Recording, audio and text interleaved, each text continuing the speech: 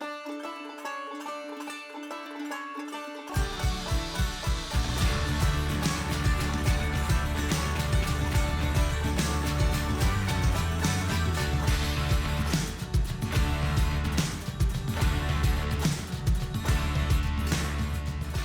to the Good Faith Podcast. I'm your host, Curtis Chang. And the Good Faith Podcast is where friends who follow Jesus help each other make sense of the world. And by goodness, there is one part of the world right now that feels almost impossible to make sense of. And I'm talking about the Middle East, especially what is happening in Gaza. It is very tempting to give up entirely the effort to try to make sense of all that complexity in the world, or to just adopt one side's narrative, which kind of in a wholesale manner. But it may be worth our effort to more deeply understand what is happening there, not just for its own sake, which is important, but in a way also because perhaps the Middle East actually has something to teach us here in America, something about what's happening in our society. Or at least that's the argument of our guest today, Nathan Stock. Nathan works in the Carter Center's Conflict Resolution Program, one of the most important institutions in our country and really in the world, I think, in terms of conflict resolution. And Nathan's led programs in both the Middle East and the United States. So he's in many ways uniquely qualified to see the connections between these two parts of the world. So Nathan, welcome to the Good Faith Podcast. Thank you, Curtis. It's great to be with you. Nathan, before we get into the substance of issue, I'm always curious about how people get involved personally in their line of work. Why did you start doing this kind of conflict resolution work? Was there something in your past that led to this? Were you a middle child and you were always kind of keeping the peace in the family? Like, what's your story about how you came to do what you're doing?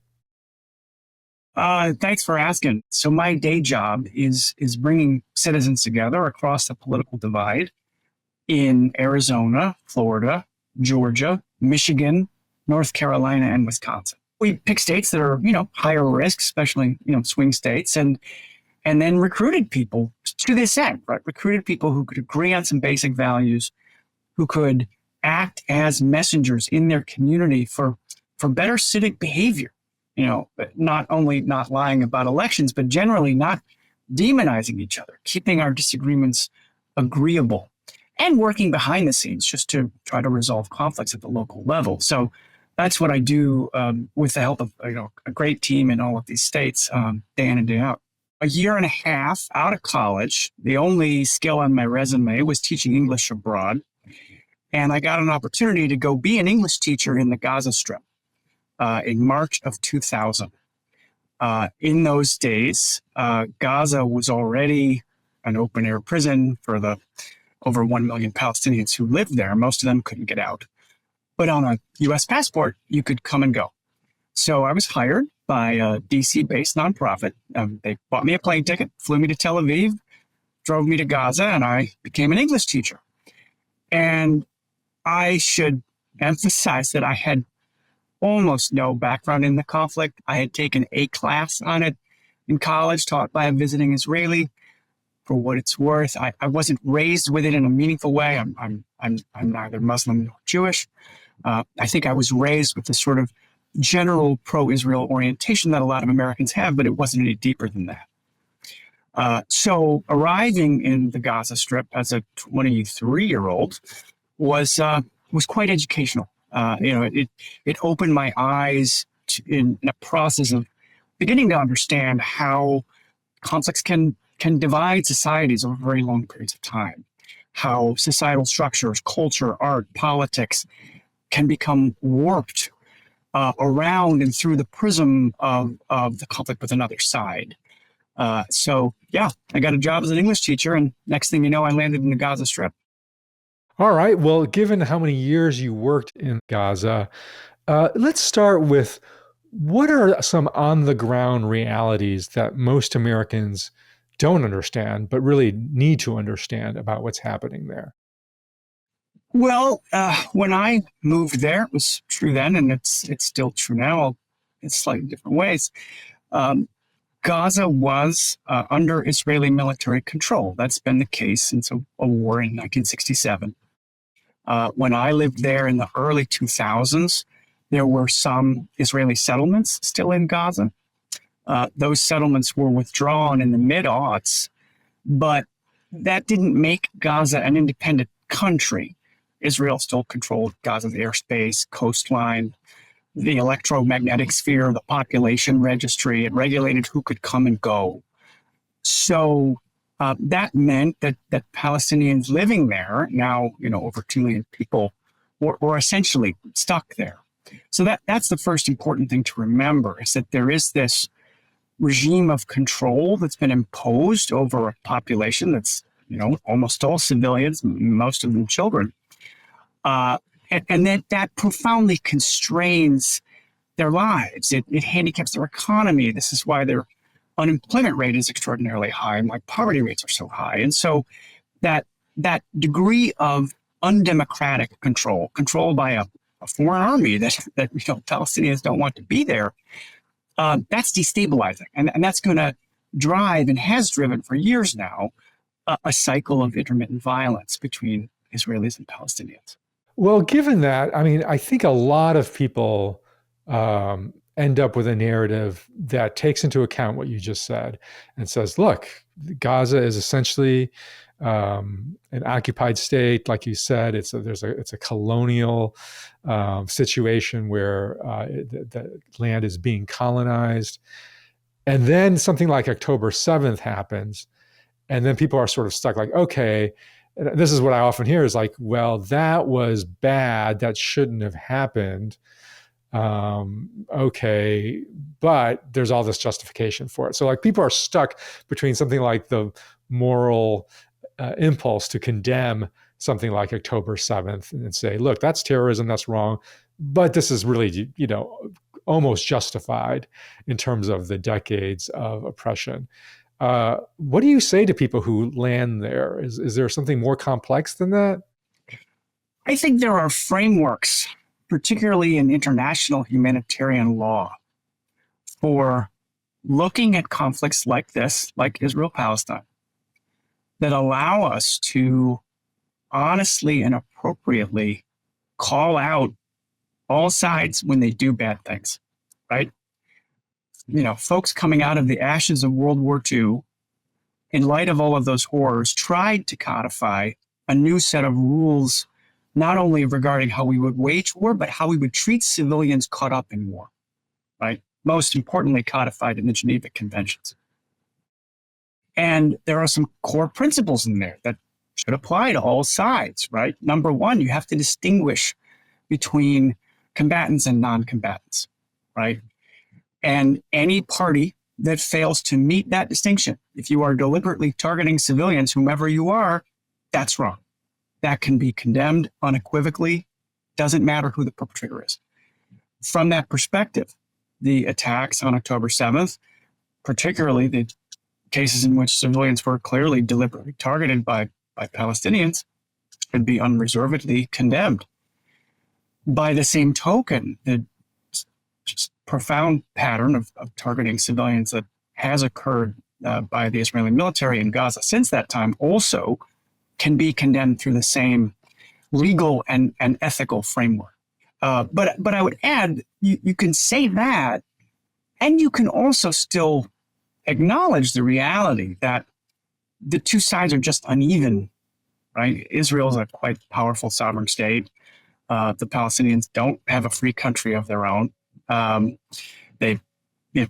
in the West Bank and Gaza have lived under different forms of Israeli military rule for decades. So it's not an apples to apples comparison. You can also honestly say that the Palestinians need to enjoy the rights that you and I enjoy, or that Israelis enjoy. They need equal citizenship in some sort of state, or they need a free country of their own.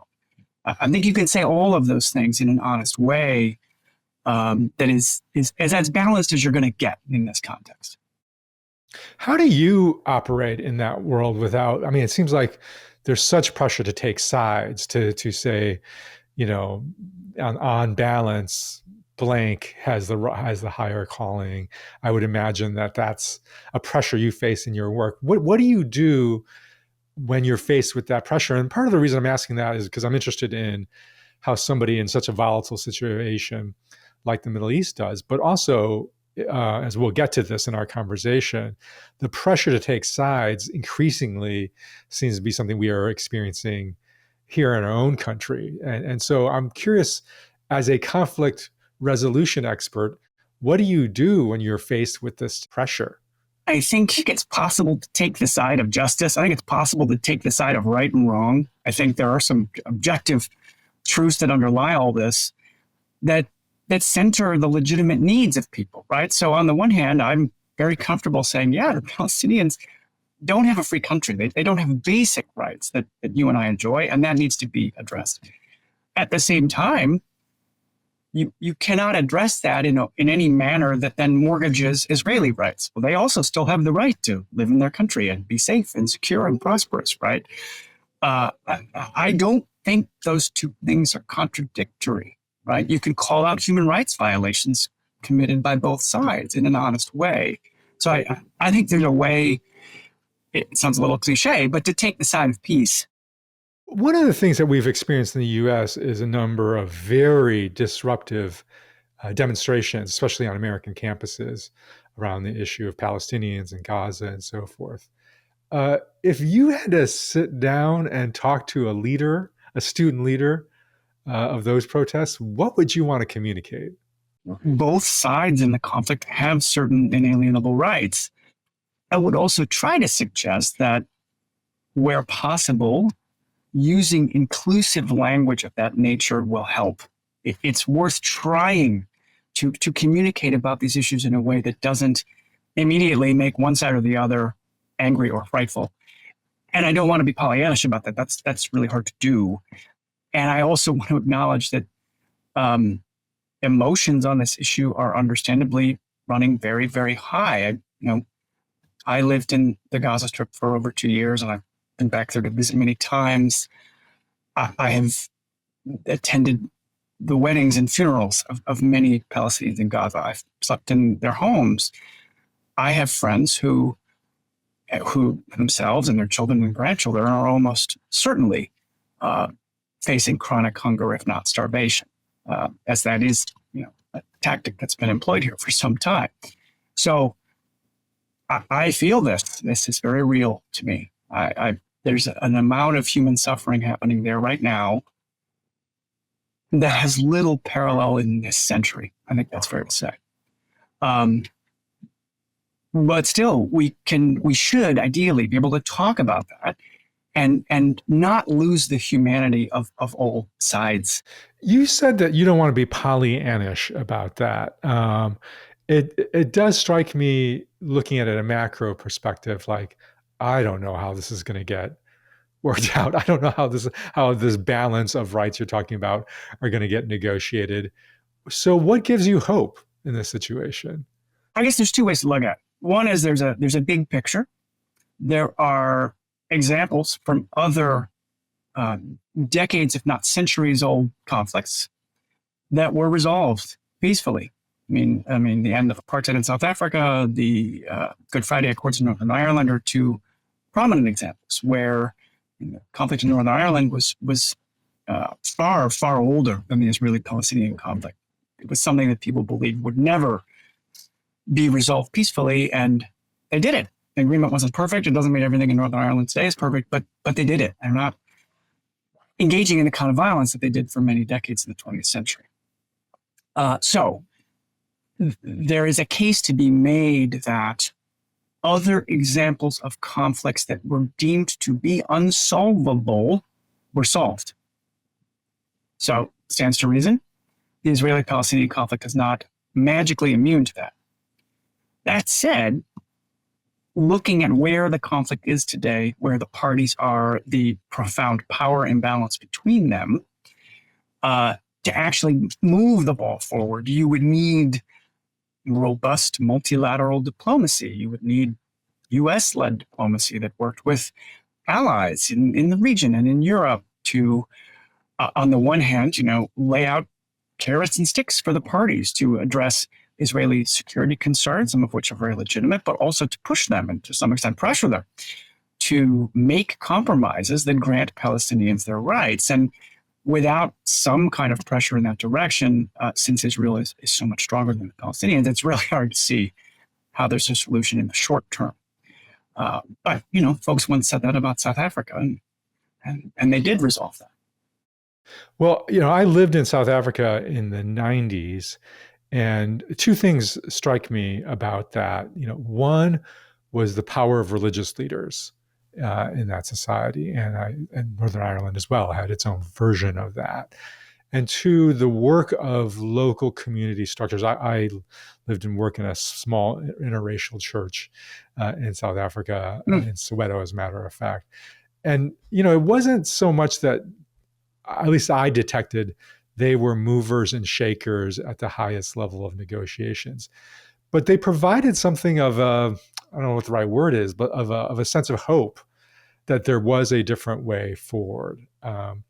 Do you see something like that emerging in the Middle East, in Gaza? I mean, is there any small signs even that point to a different way, a different future that could at least spark some hope? I think you need both. I think you've always needed both, by which I mean you need a serious, high-level diplomatic process that, for the Palestinians, addresses these fundamental unmet needs for freedom. If you could move a process like that forward, it would give cover, impetus, ammunition to all those local peace builders who would like to do that work. But it's very hard to do the local piece of it when the wider reality feels so entrenched and beyond your control. So you need both bottom up and top down work. Nathan, I think there's ways in which our listeners can listen to something about what's happening abroad in a conflict-torn place like Gaza and think, well, sure, that's terrible, but that could never happen here. And in the last few years, you've actually switched your work, it sounds like, from Gaza to the US and trying to build our own society's resilience to hatred and violence, especially around partisanship. And so, could you speak to I think quite a large number of people who say, oh, well, all that horrible stuff abroad, that can never happen here. What would you say to those people? Sure.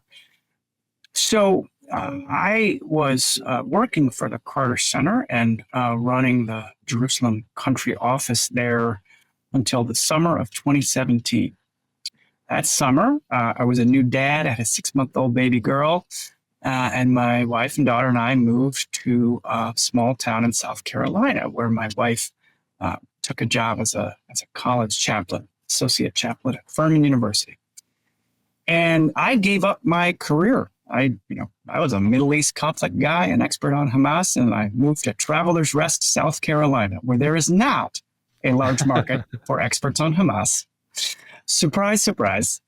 But I was excited to make that move, partly because I grew up in a very small town. I like living in small towns, but also because I thought this would be an opportunity to somewhat shift gears professionally and apply the experience I built in Syria or Israel, Palestine, Egypt, and apply it to my home country, where certainly by 2017, 2018, I could see real warning signs for where our country was headed, for the health of our republic, the state of polarization. And so one of the things I did was I came up with a proposal for a small pilot project. I just wanted to work in the county where I was living, Greenville County, South Carolina. I could see that there was a decent chance that if President Trump lost re-election, he'd lie about it. And that would be very destabilizing to our political system and could easily spark violence. So I produced this proposal. I wanted to identify and recruit civic leaders, liberals, conservative, business leaders, all kinds of folks, preemptively before the 2020 election to say, hey, whatever happens here, we have a long tradition in this country of accepting election results, trusting this process, trusting the will of the people. We're not going to change that tradition in this case.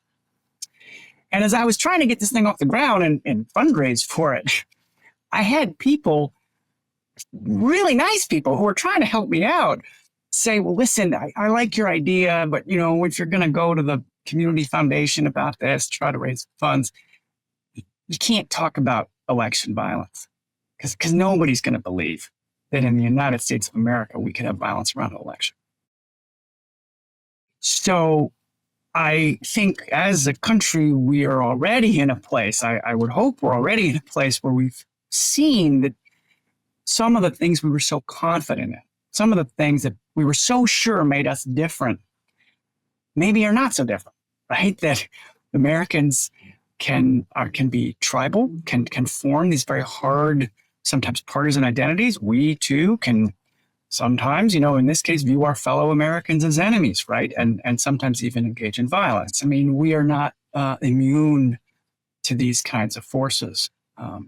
But the good news is there's a lot we can do about it.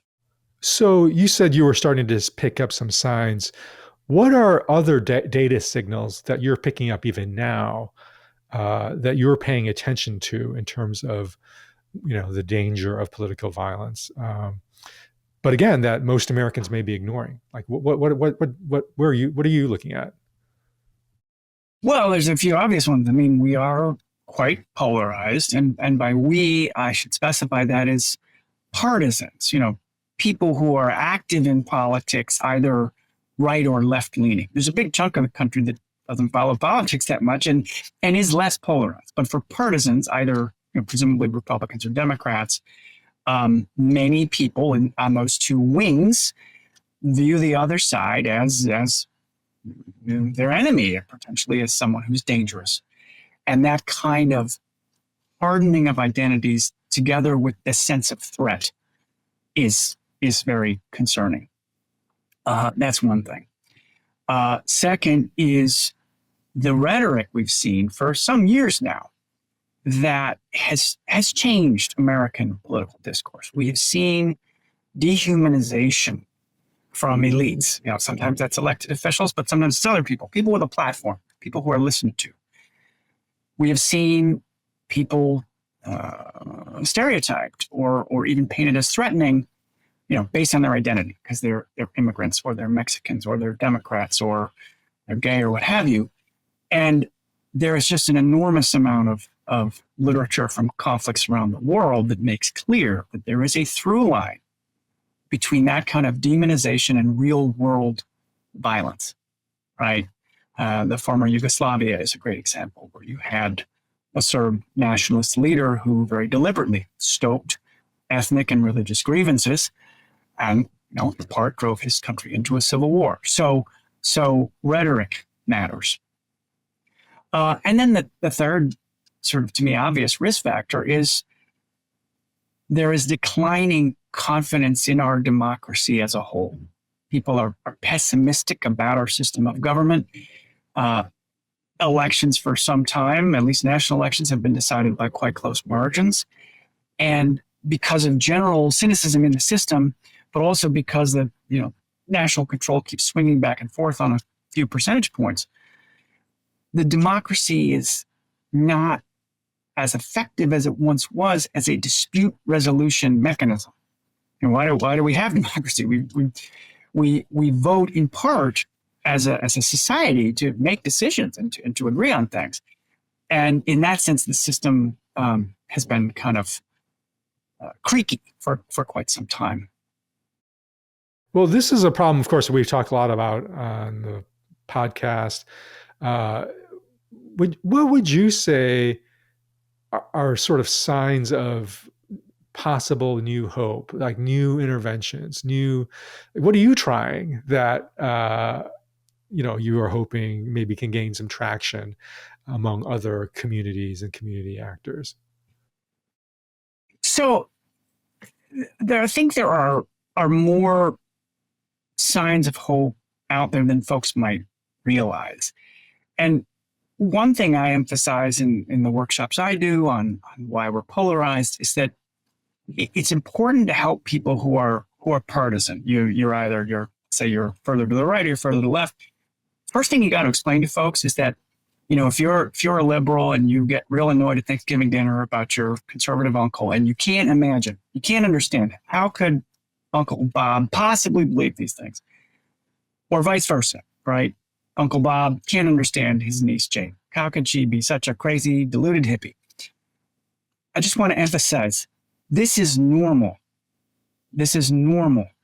There's an emerging field of research about how our brains in some ways are not only wired to polarize, we are wired to identify with tribal groupings, but there's evidence suggesting strongly that folks who are right or left leaning have somewhat different brains, that folks who lean more conservative are more sensitive to threat. I call these vigilance brains. They're high vigilance. And folks who are more liberal leaning are more stimulated by newness and variety. Vigilance versus variety.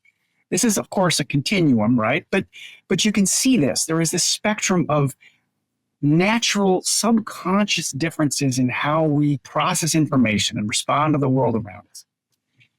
And if that's true, and I strongly recommend this book, Predisposed, by these three political scientists that digs into this. They look at studies of identical twins and their politics.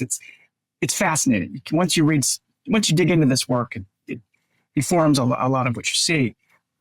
But when you add that into our media environments, no wonder we feel like this, right? We are nervous systems swimming in media ecosystems.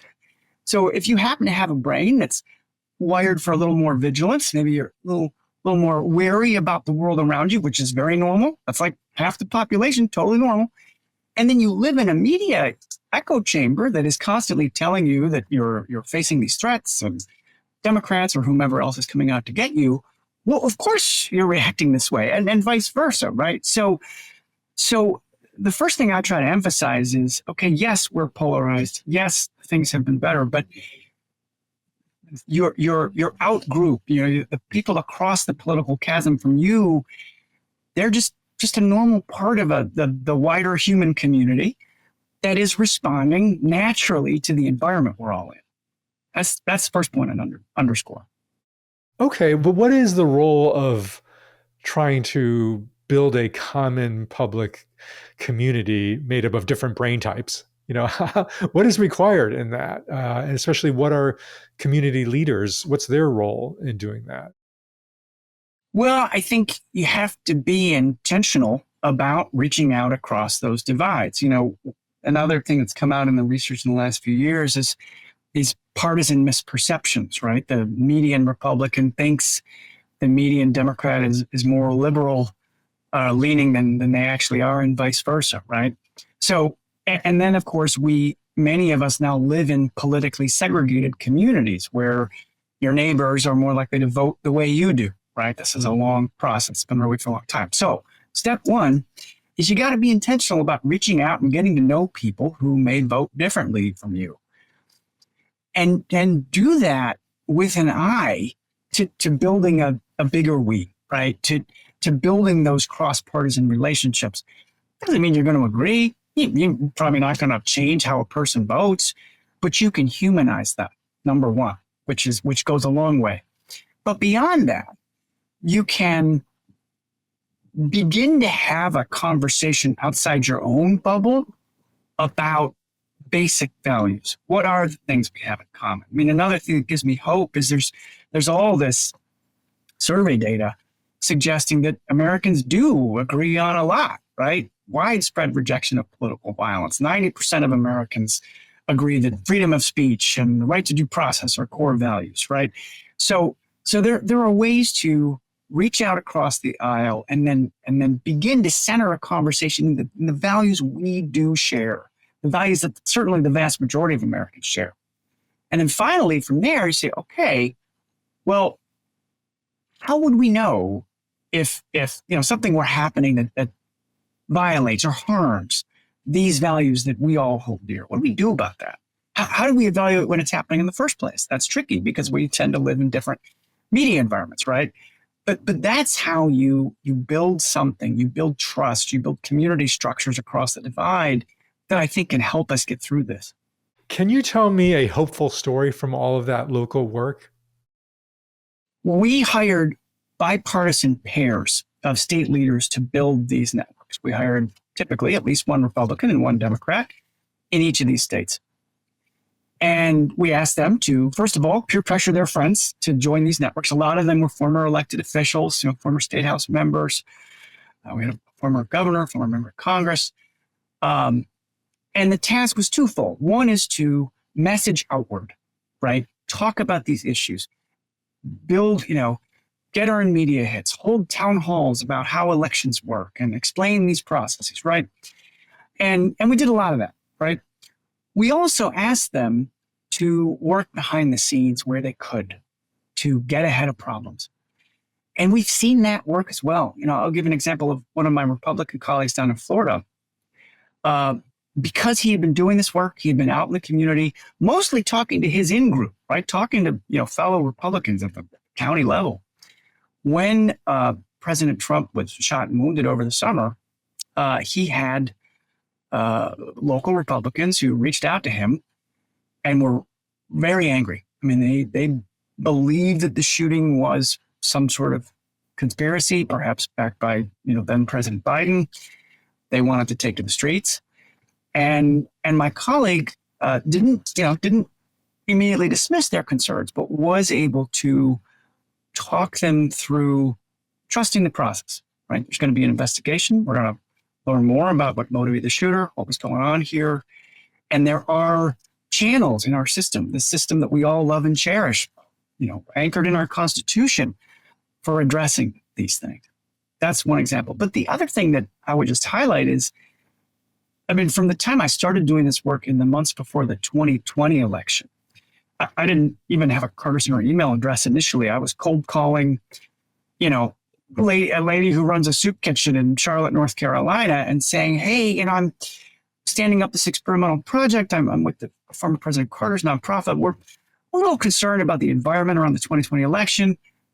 We think maybe we can help. Do you want to talk to me about this? And over and over and over again, people said yes. People across these states have said yes. We have thousands of volunteers we've brought together. So the willingness of all kinds of our fellow Americans from all kinds of walks of life to roll up their sleeves, have hard conversations, get involved, volunteer their time, that I find enormously hopeful. What are the ways in which you think that the left and the right is really misreading each other? Like what would be at top on your list of that kind of sense that, people have a very different take on what's going on? Well, the data suggests that both sides believe the other side is more likely to subvert democracy than they actually are. Check out the website of a research organization called More in Common. They've done a lot of work on this. That's one. And then second is just not sufficiently appreciating, first of all, the broad values that people keep telling pollsters that they agree on, but also there's a fair amount of policy agreement. If 65% of Americans agree on all kinds of compromise positions around gun control, abortion, right? Even the hot button issues do tend to poll, at least showing, solid majorities that are in support of kind of middle of the road positions. Well, that's what's so bizarre to me about where we've come in the last 15, 20 years is, especially as you contrast the discussion that we've had about, say, like Gaza, where the issues are substantively so split apart and seemingly, irreconcilable. When you look at the actual policy differences driving right versus left in the U.S., they're like tiny compared to what's happening in Gaza or countries like this. So how do you help people right size their differences, because it just seems like we've blown these way out of proportion, that history is going to look back and say, you guys were fighting to the death over that? That's a good question. And it is one aspect of the moment we're in that's particularly frustrating. I mean, I would just note that at some level, you're starting to see a kind of convergence between the right and the left around what people say they want, right? You have Josh Hawley and other figures in the GOP being quite vocal in support of a social welfare state and, other forms of redistribution that for a long time had been positions on the left. And on the left, there's a new conversation about regulatory reform, right? Of cutting red tape so America can build more houses and things, right? So there is, I think, a palpable sense that our system has seen better days, that the economy certainly is not working and has not been working well for the large majority of us. And in response to that, there is some nascent convergence of the kinds of things people would like to see from the policymaking process. That's good. The bad news is, as long as we remain in these media and also partisan silos that sees the other side as a threat, so that you can't imagine, voting for that Democrat or voting for that Republican, it does make it much harder to move forward. So in terms of how to right size, I mean, sharing that, like creating opportunities for people to have those conversations, to come face to face with folks who vote differently from them, and then find out that, actually, we have more in common than you might have thought, is one way to address it. There's a piece just this morning about another deliberative democracy experiment, this time that was done in Philadelphia, right? This is a whole methodology where you take 200 people and you put them in a room and you give them a series of surveys about different policy positions, but then you actually have them dialogue it out, right? Face to face, right? No social media. And they just ran another one of these experiments again in Philly and found that, lo and behold, there was all this convergence over this multi-day workshop with people, sometimes moving to the right on some issues as a group, sometimes moving to the left. So that tells me that when you find ways to get people in a room to push back on our algorithmic filter bubbles, Americans can still come together around a lot of common sense positions.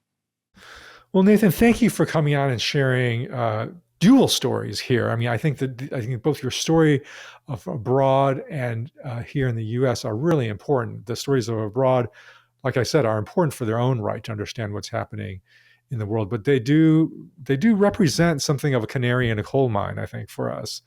And at the same time, thank you for your work in the U.S. That gives us some signs of hope for the possibility of this, what seems like a silent majority, coming together to actually, agree on the many things that we actually do agree on. And so, Nathan, thank you so much for being here on the Good Faith Podcast. And for all of you listeners out there, next week we'll once again gather around the campfire.